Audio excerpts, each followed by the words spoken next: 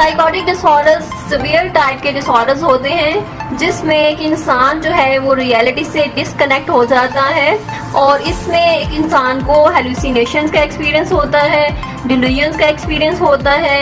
Hallucinations means उसको ऐसी चीज़ें नज़र आती हैं जो हकीकत में नहीं होती या ऐसी आवाज़ें सुनाई देती हैं जो हकीकत में नहीं होती। और डिल्यूजन्स होते हैं फॉल्स बिलीव्स होते हैं एक इंसान के, जस्ट लाइक कि वो उड़ सकता है। तो इस तरह के गलत ख्यालात होते हैं, मिसपरसेप्शंस होती हैं एंड देन रियलिटी से कांटेक्ट जो है वो उसका लॉस हो जाता है। सो साइकोटिक डिसऑर्डर्स में शिज़ोफ्रेनिया है और bipolar disorder with psychotic features हैं। एंड देन न्यूरोटिक डिसऑर्डर्स क्या होते हैं? न्यूरोटिक डिसऑर्डर्स में एंजाइटी डिसऑर्डर्स आ जाते हैं, डिप्रेशन आ जाता है। ये लेस सिवियर टाइप के डिसऑर्डर्स होते हैं जिसमें एक इंसान जो है वो एक्सेसिव वरीड है, बहुत ज़्यादा परेशान है,